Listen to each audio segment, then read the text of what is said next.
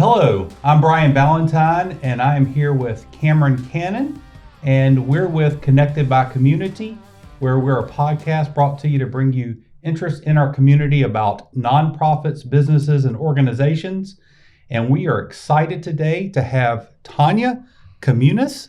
That was perfect. I did it right. It was like perfect. Community, we were talking about this, and my Southernese may not work with a Spanish name. Is that right? It's Spanish, but I am nowhere near Spanish. I'm from New Jersey, so. Okay, well, it can be close, right? Yeah, we'll go with that. We'll go with it. So we were practicing that for the folks that didn't know that before we joined. So thanks for coming and thanks for being here. Well, thanks for having me. Happy to be here. Awesome. Well, tell us a little bit about yourself. What makes you here in this area, and what you're doing both personally and professionally? Sure. Well, happy to. So I've been here. We've been here for 5 years, my husband and I have 2 children, an 8-year-old and a 6-year-old. And we've been here for 5 years, but it's kind of like coming back home again because I did move here in my 20s when I went to Wofford College. So all the terriers out there. And we bounced around a little bit, following my husband around with his job. But everywhere I went, I was always working for Department of Social Services. That's kind of my passion for sure from a professional standpoint. And when we got here to South Carolina, which is in Greenville, this is where our family is now, I really just fell into a child's haven, or came across a child's haven, which is where I work now, what we're going to be talking about. And I just am so grateful because I feel like I have discovered something that I didn't know about and that everyone needs to know about. So that's where I am professionally. And then personally, too, I talked about the Department of Social Services, but I actually was in the Department of Social Services for child welfare. And I was adopted when I was 3 years old to the most amazing family that really gave me the resources, the love, everything that I needed to overcome a lot of that childhood trauma and get the services I needed. At the time when I was growing up, they didn't have things as like therapy and special childcare centers or programs that were really focused on the healing the child and understanding that children who have suffered from childhood trauma, abuse, neglect, childhood family malfunction, such as domestic violence or a family member struggling with mental illness or incarceration, all of those things have such an impact on young children, on developing brains and minds of children. And, all the research that's done in the past 30 years or so has all shown that if we don't address the impacts of abuse and neglect of children, which is a really severe problem nationally, in South Carolina, it's a very big problem. These children are just set up to fail. They're going to go into they're not ready to go into school. They literally don't have the ability to learn. A curriculum. These are children who are who come from home environments they have a lot of adversity, and they have a lot of things that are going on that them coming to school and learning their ABCs and is just not possible. So we need to figure out how can we help these children at a younger age. How can we prevent abuse and neglect from happening? How can we effectively treat it? And how can we break the cycles of abuse and neglect? So that's kind of at the core of what we do. But that was my long answer. No, it's a great answer. And so I guess those services aren't being met necessarily by governmental services, right? And in other words, we have safety nets in our society, perhaps, but a lot of things fall through the cracks. And then, I saw an interesting, I don't know if they call it a meme or whatever on Facebook, and it was, and I'm paraphrasing, it says something to the fact we can raise strong, healthy children, or we can try to fix it later, and it's going to be a lot more expensive and a lot more difficult.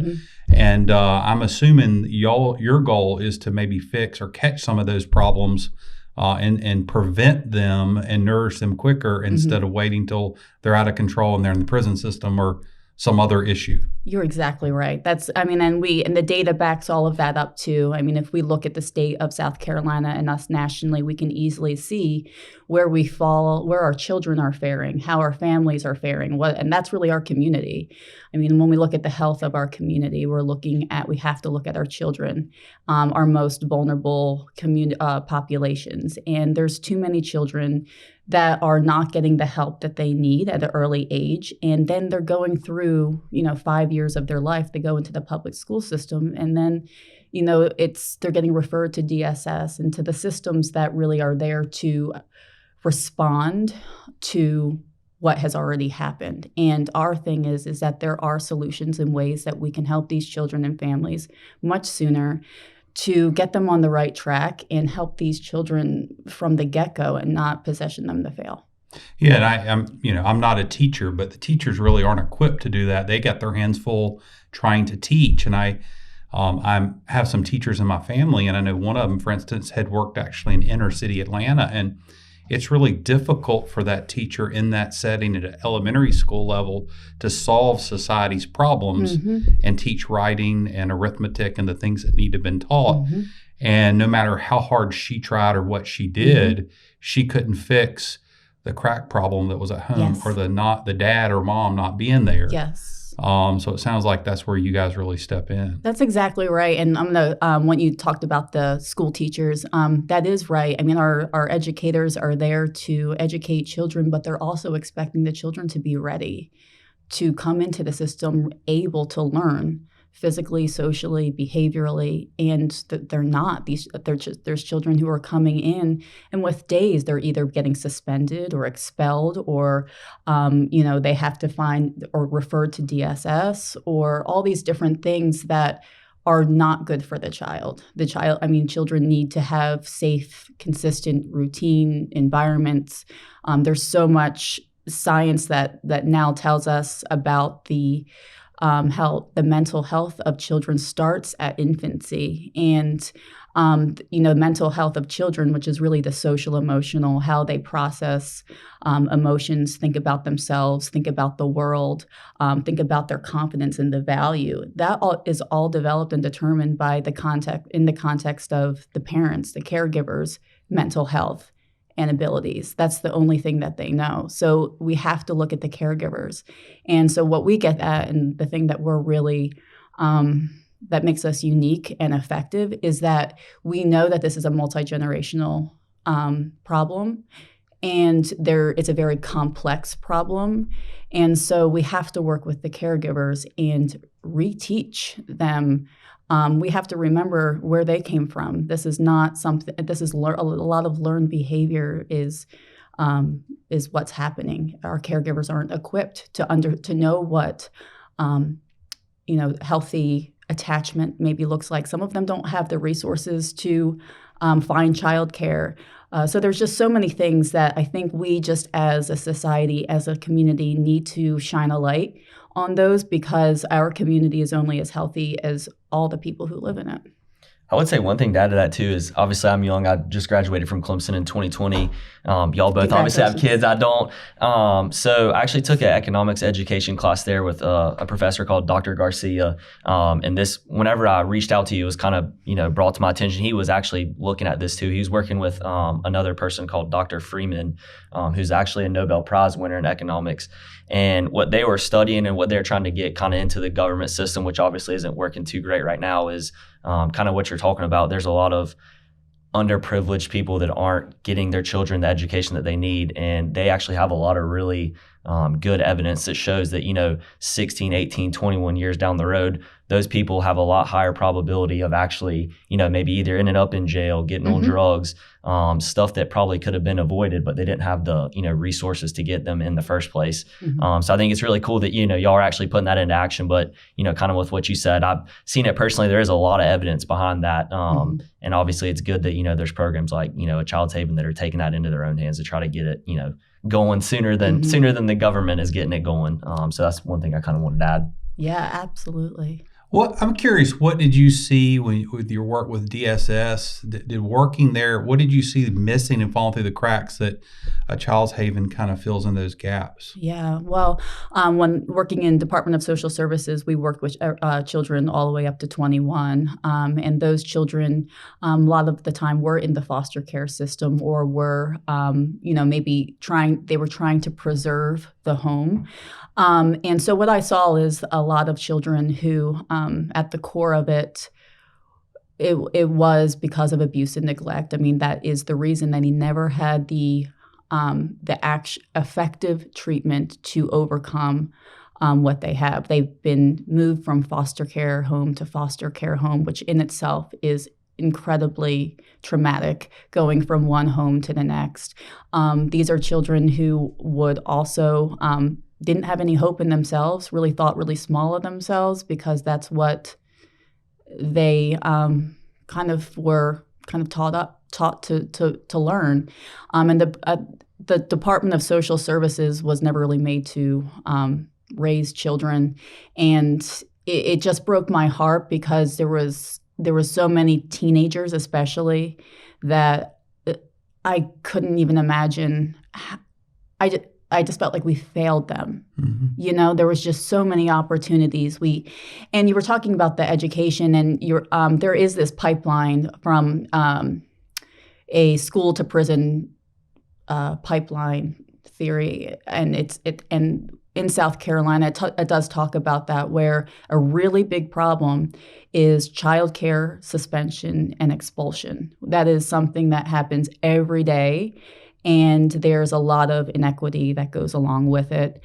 And so that's one thing that we see, but it's also something that we think is extremely preventable. I mean, a lot of these children, if they had, the proper screening done with healthcare, with pediatricians, and had the access to, because that's what we're talking about really, is that we're behavioral health at the end of the day. The Child's Haven provides behavioral health services. But it comes down to healthcare, really, is that we need our doctors and hospital systems to be knowledgeable about how to screen for adverse childhood experiences, childhood trauma, at-risk families, and provide them the services that they need sooner than later, so that children aren't going to a typical child care center and within literally 3 days getting expelled and getting told that they can't take their child because the child's, unmanageable, their behaviors are terrible, those kinds of things. That in itself sends a message to these caregivers that your child's not good enough for us, that, you're going to have to figure something out. And these are families who have no other place to go. They can't afford, tutors or things like that. So they have nowhere to go. And then what happens then is that you have children, you have abuse and neglect lots of times happening in the home, whether intentional or unintentional, and then the cycles just kind of continue. So that early intervention, we really would like all communities to have something like a Child's Haven, which is a therapeutic child care center, and be part of that prevention, that effective prevention and treatment that happens on the front end for children. So how do children get to a Child's Haven? What's the process for them to reach out to you guys, and then maybe some specific programs or therapies that you guys offer so that the people in our community on this podcast understand that? Sure. So I should start too that so with all of our services are free of charge to our families. All the population to get enrolled at our center, all the children receive Medicaid. The families receive Medicaid, and also there is a referral process that happens. So families can self-refer, but we also get a lot of referrals from hospital systems. We would like to get more from hospital systems, and DSS, other interventional organizations that come in contact with children and assess development is really the entities that we get referrals from. And so the services that we provide, if you were to look up a Child's Haven, you would see that we have a huge campus. It's not huge, I would say. It's 4 acres. To us, it's kind of huge. That's awesome. It's wonderful. Yeah, that's really nice. And it's in Berea, and I just would welcome everyone to come out to it because what we're doing is really, I think, is really exciting. We have this amazing building now. We've been around for 30 years. This is a 30-year-old nonprofit organization that was created in the 1990s by a woman who saw a need that there were children who were really not able, set up to thrive. And she started a nonprofit, and it really grew and developed over time. Everything we do now, we can serve up to 90 children at a time. We have a beautiful 25,000 square foot campus or building on a campus, and it looks like a child care center, but it's kind of like this perfect blend between beautiful child care center and behavioral health. Like when you go in there, it looks like child care, but there is a lot of focus on emotions and expression and creativity, and we are a trauma-informed center. So all of the providers that work with the children, we have a staff of 50. So we have therapists and providers who are educated as professionals to work with early childhood education and behavioral health. And so what the children are receiving is therapy in the form of childcare in a way. So what it looks like is children in classrooms with providers or teachers.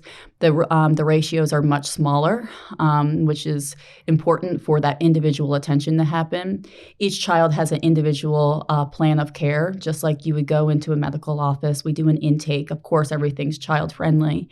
But they have a medical diagnosis, and the diagnosis that they have, it's a mental health diagnosis, is always parent-child relationship issues. That is the diagnosis, and because that is the relationship that has been fractured through all of this, and that really is at the crux of what we do, is we're providing therapy to the children in the form of group therapy. They also get individual therapy, and the families get family therapy. And so this is where the therapist works with both the child and the caregivers in the home or at the center.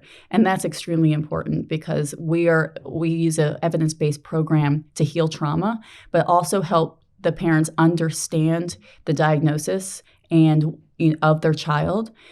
And also teaches healthy parenting strategies to really reteach and relearn and completely change that dynamic and create a healthy attachment between the caregiver and the child. So all of those work together for about a year. Children are with us, our families are with us, and our goal is to rehabilitate the children, that we are seeing measurable clinical progress, that they are rehabilitated, they are developmentally where they need to be, they're able to function in a typical child care center or school, and they transition after that. What ages do they come see you guys? Anywhere from 3 months to through 5 years old. So we serve all preschool children. Gotcha. I'm curious, I'm sure you have a lot of examples, but is there a success story that people might be interested in hearing, how you guys were able to help a family and an outcome? Sure. Well, actually, we have an impact report that I brought you, and I'm going to leave it here, but there's a story in there of Jalen. His name is Jalen, and he let us use his name, the family, but he came to us when he was 2 or 3 years old, and for all the reasons that we had spoke about, extreme adversity, extreme behaviors, a lot of trauma. And he worked really hard. The therapist works really hard with them. The mother was so engaged. And that's the other part of it too, that what makes us special is that we are really there to be a friend and a resource and a companion alongside these families, that they don't feel stigmatized or judged or anything like that. That's a really important piece. So actually, just recently then, the mom reached out to the therapist 2 years and 2 years later. So the child is now in 4th grade, and he now has a leadership award from his his teacher. And I actually would love to read just kind of what she said, because I think it really kind of spells out what we're doing. So the third grade teacher says, Jalen is hardworking and persistent in his academics. He is very inquisitive, and that leads to him taking charge of his own learning through effective and efficient exploration. He shows true compassion towards his peers and is always lending a helping hand. And that's from his third grade teacher. So just kind of things like that really show us that, yes, we have the quantitative data to show us that what we do is effective, but we also have caregivers who are still in touch with therapists coming back to us 5-10 years later, telling us how grateful that they are that they had this, and now that their children are thriving. So I think that's a real example of what we're doing. Yeah, I would say that's awesome too. My mom always told me growing up, it's all about, personal connections with people. That's how you meet people, kind of succeed in the world, leads to joy and happiness. And that's one thing that I've noticed, just coming out of school is, a great job that I have, great friends, great family in the area, has all been through, just being able to talk with people, being able to socialize. And I know that's kind of one of the things that y'all really work on is socialization. Mm-hmm. And that just shows you right there how awesome that is. And, mm-hmm. You guys gave him a good chance to go through the system, and who knows, he might be the next president. That's awesome. I know. And then there's a picture of him in here, and he has his leadership teacher or shirt on. He's so proud of himself. And, that's awesome. And the great thing that we love to see about the families is that there's just this sense when they come in, a lot of them just are so down and out. They're just, fix my child. I can't stand they really don't have a liking for one another sometimes, mm-hmm. or they just don't know how to manage it. And then when we're working with the families over time, you just see this confidence start to come through with the child, of course, that's happening there, but then they start to fall in love with their child again and their abilities and see their child through a whole different light. And one of the things that's cool about our building is that it's designed specifically for what we do. So we have our classrooms set up, but we also have observation rooms that are set up for each classroom. So it's a two-way mirror, is that right? So they can't see us. Right. But we have the headphones as well, so we can hear the audio. And the whole idea is that we do like our families to come in, and one part of the teaching and part of the experience is seeing their children interact with other children and with providers in a positive context. For them, sometimes their jaws are just like, I cannot believe that that's my child. And sometimes when they see that, they kind of say, well, why does that child not act like that when they're at home? And then it's kind of like, wait a second, am I part of the issue? And it's like, then they want to know, well, what are you doing that's making my child, want to cooperate or want to learn or want to, sit at the table? And so they're curious and they see that it works. So then they want to know how to do it. And that's good, because then we can teach them and they're receptive to teaching. So it's just that kind of relationship that we're trying to build. And the relationships, of course, that therapeutic relationship between the therapist and the caregivers and the child is so important. And so the team that we have at a Child's Haven is just top notch. I wish that all child care centers and schools felt the way that it feels at a Child's Haven, just because children are being healed and loved and valued, and they know it, and it's just I was hearing you talk. I'm sitting there thinking, well, they all probably should work that way. I probably need that with my own kids. Me too. We all could use some self-reflection at times, right? Sure. That's awesome. Yeah. Well, one of the main questions that we always ask, it's kind of our signature question, I would say, is what makes you tick? What makes me tick? I was thinking about the other day, and I just am so grateful for my positive experience from something that could have not been positive. I felt like I was given a whole second chance. And for me, it's just really satisfying and gratifying and all of those great words to be in a place where I'm able maybe to do something and to help children, never always feel welcomed and confident and valued wherever they go. I just want them to feel that. So And it gets me obviously choked up because, I'm very passionate about it. So. Yeah, that's awesome. We can definitely see that here. So. Well, thanks for the work you're doing in the community. It makes a difference, and that matters. So. Well, thank you. This has been so much fun, and for individuals who want to come out to a Child's Haven, I hope they do. I think when people really get to see what we do, I really think that people are open their eyes to why every community should have one of these kind of centers within it. And that's what we're trying to do. We're trying to replicate ourselves, create a sustainable model, which, by the way, when you talked about government funding, we do bill Medicaid. So this is under Rehabilitative Behavioral Health Services under Medicaid. So we're working with the government to try to make them help us in providing this really critical service to families. So that's a great point so that our audience knows. Do you also have the community come in and help? Do people donate? Tell us a little bit about that and how they could reach out to you if they wanted to participate in your program. Sure. So we do we have a volunteer program. So there's several ways that people can volunteer with us, whether it's hands-on with the children. Of course, there's a lot of there's a process for all of that, the background checks and whatnot. But also there's a lot of other experiences that we have for volunteers to get involved, even from helping to sanitize our buses to planting plants and all those kinds of things. So volunteering. We have an in-kind donation program as well.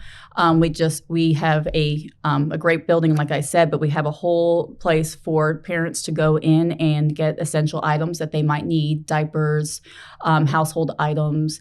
We're really trying to think about relieving the stress. A lot of our families have those kinds of real essential needs. So there's that. And then going to our website, we're really excited about our website because it's getting updated, but achildshaven.org would be where all of those are.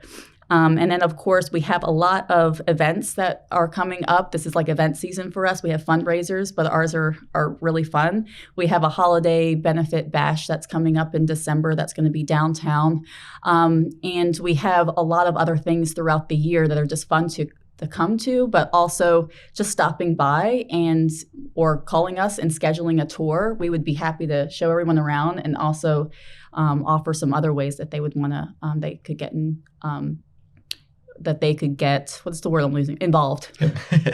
Awesome. And so that was achildshaven.org? achildshaven.org. Perfect. Awesome. Well, thanks so much for being here and sharing with us about your program and your passion. I can see it, and it's awesome. And I can tell you're making a difference in the community. So thank you so much. Absolutely. And thank you for having me and thinking to have this kind of podcast so that the community can be more connected and knows where to go. I think that's the best segue I've ever heard on this. Awesome. You hear that, folks? So connected by the community. So, well, thank you all for joining us, and we're here to connect with our community and with great partners like A Child's Haven. We're so thankful to be here. Please like us, share us. We're on Facebook, LinkedIn, Instagram. You can find great podcasts like this with Tonya and other folks in the community. So please check us out. Until we see you next time, go out and make our community great.